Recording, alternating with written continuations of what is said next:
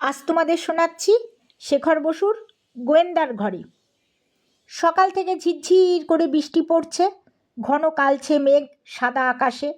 বিকেল হতে না হতেই সারা শহরে অন্ধকার নেমে এলো। সন্ধেবেলাতেই মনে হলো বেশ রাত্রির, আর রাত্রির 12টার সময় যেন শেষ রাত। বিখ্যাত গোয়েন্দা মণিময় রুদ্র হাতঘড়ির দিকে তাকিয়ে ছোট্ট একটা হাই তুললেন। কাজের টেবিল থেকে উঠে ঘুমোতে যাওয়ার সময় হলো এবার। খোলা জানলা দিয়ে ঠান্ডা আসছে। অন্যান্য রাতে এ সময় আশেপাশে দু একটা ফ্ল্যাটে আলো জ্বলে, ছোটোখাটো শব্দও ভেসে আসে। আজ কোথাও কোনো শব্দ নেই। বাইরে এত অন্ধকার যে মনে হচ্ছে পাশের বাড়িগুলো অনেক দূরে সরে গেছে। মণিময় রুদ্র টেবিলের দরকারি কাগজগুলো ড্রয়ারে ঢুকিয়ে ফ্লাস্ক থেকে 1 কাপ কালো কফি ঢেলে নিলেন। শুতে যাওয়ার আগে কালো কফি খাওয়া ওর দীর্ঘদিনের অভ্যাস। কফিতে সবে প্রথম চুমুকটা দিয়েছেন, এমন সময় কলিং বেল বেজে উঠল। টিং টং, টিং টং। নিশুতি রাতে হঠাৎ কলিং বেলের শব্দে সামান্য একটু চমকে উঠলেন মণিময় বাবু। কে? ছোট্ট পিস্তলটা স্লিপিং স্যুটের পকেটে ঢুকিয়ে দরজা খুললেন। দরজার গোড়ায় সারা শরীর বর্ষাতিতে ঢাকা ভদ্রলোক মণিময়বাবুর অচেনা। ভদ্রলোক বললেন, আচ্ছা, আপনি কি প্রাইভেট ইনভেস্টিগেটর মণি? থামিয়ে দিয়ে মণিবাবু বললেন, হ্যাঁ হ্যাঁ, ভেতরে আসুন। বসার ঘরে টেবিলের উল্টো দিকের চেয়ারে বসবার মুখে ভদ্রলোক বললেন, অসময়ে আসার জন্যে আমি অত্যন্ত দুঃখিত, কিন্তু এত জরুরি কাজ যে এখনই না এসে উপায় ছিল না। মণিময়বাবু কথার উত্তর না দিয়ে খুব দ্রুত খুঁটিয়ে দেখে নিলেন ভদ্রলোককে। উনি বর্ষাতি খুলতে খুলতে ঘরে ঢুকছিলেন। চেয়ারে বসার পরে ওটা নামিয়ে রাখলেন মেঝের ওপর। ভদ্রলোকের বয়স বছর 50, পোশাক আশাক বেশ দামি, হাতের আঙ্গুলে বেশ বড় একটা হীরের আংটি। ভদ্রলোক একটু কেশে গলা পরিষ্কার করে বললেন, কাজটা সত্যি খুব জরুরি। তাছাড়া এত রাত্রিরে আসার বড় কারণ হলো আমি এ ব্যাপারটা গোপন রাখতে চান, তাই তো? অবাক হয়ে ভদ্রলোক জিজ্ঞেস করলেন, কি করে বুঝলেন? মণিময়বাবু হেসে বললেন, এটা বোঝার জন্যে খুব একটা বুদ্ধিমান হওয়ার প্রয়োজন নেই, একটু চোখ কান খোলা রাখলেই যথেষ্ট। এখন বৃষ্টি নেই, অথচ বর্ষাতি আর টুপিতে আপনি সারা শরীর মাথা ঢেকে এসেছেন। আরও একটা ব্যাপার, আপনি এই রাস্তার মোড়ে আপনার গাড়িও রেখে এসেছেন। এবার ভদ্রলোক একটু বোধহয় চমকেই গেলেন। মণিময়বাবু আগের মতোই এটা বোঝা আরও সোজা। বড় রাস্তা সিএমডিএ খোঁড়াখুড়ি করেছে, বৃষ্টিতে সে রাস্তা কাদায় কাদা। এই পথ দিয়ে হেঁটে এলে আপনার জুতোয় কাদা লেগে থাকতো। আপনি আবার আমার বাড়ির সামনে গাড়ি থেকেও নামেননি, সুতরাংই অনুমান করা যেতে পারে যে এই রাস্তার মোড়ে আপনি গাড়ি রেখে এসেছেন। ভদ্রলোক বেশ তারিফ করার ভঙ্গিতে বললেন, আপনার কথায় আসা যাক। তার আগে বলুন, আপনার নাম কি, কোথায় থাকেন, কি করেন? কিছু মনে করবেন না, কোনো কেস হাতে নেওয়ার আগে এগুলো আমি জেনে নিই। ভদ্রলোক মণিময়বাবুর কথার উত্তর দিলেন না সঙ্গে সঙ্গে। কয়েক মুহূর্ত চুপ করে থেকে বললেন, আমি খুব দুঃখিত, আপনার এই প্রশ্নগুলোর উত্তর দিতে পারবো না। আমি আমার পরিচয় গোপন রাখতে চাই। তবে আপনি আপনার কাজের জন্যে ভাববেন না, যা চান তাই দেব। আমি একটা দলিল আপনাকে দিয়ে পরীক্ষা করাতে চাই, দলিলটা ঠিক না জাল। আপনি শুধু এইটুকু বলে দেবেন। কথাটা শেষ করেই ভদ্রলোক ছোট একটা ব্যাগের ভেতর থেকে একটা দলিল বার করে মণিময়বাবুর সামনে রাখলেন। মণিময়বাবু গম্ভীরভাবে দলিলটা ওল্টাতে ওল্টাতে বললেন, ঠিক আছে, এটা রেখে যান, এখন 3-4 বাদে এসে রিপোর্ট নিয়ে যাবেন। ভদ্রলোক হাত জোর করে বললেন, দয়া করে এখনই এটা পরীক্ষা করে দিন, খুব আর্জেন্ট।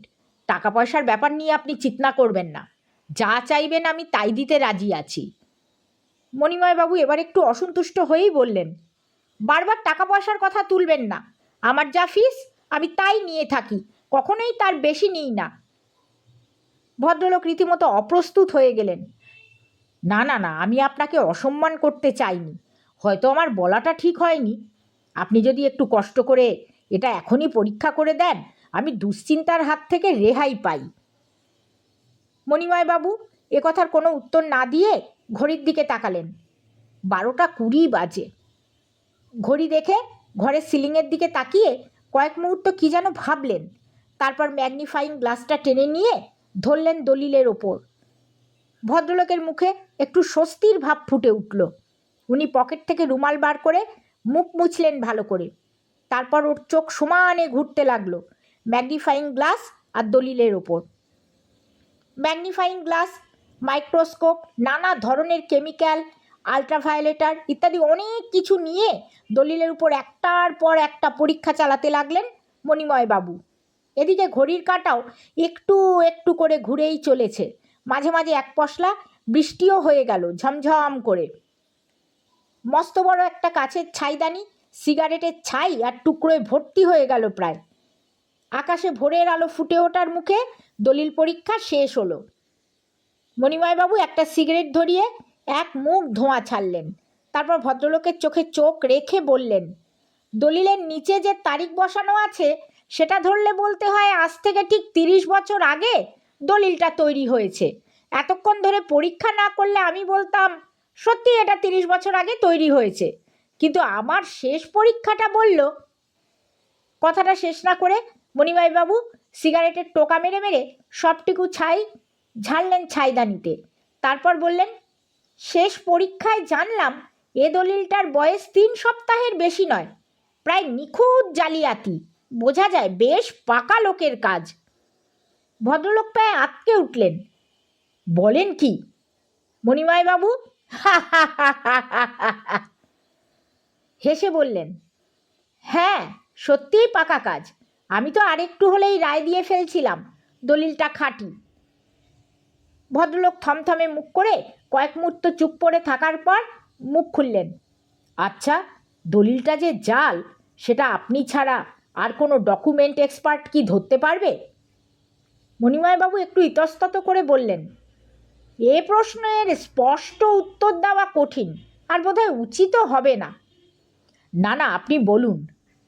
দেখুন, এই ধরনের ডকুমেন্ট পরীক্ষার কাজে দুটো জিনিসের দরকার হয়, এক বুদ্ধি, দুটি সার্টিফিকেটের যন্ত্রপাতি।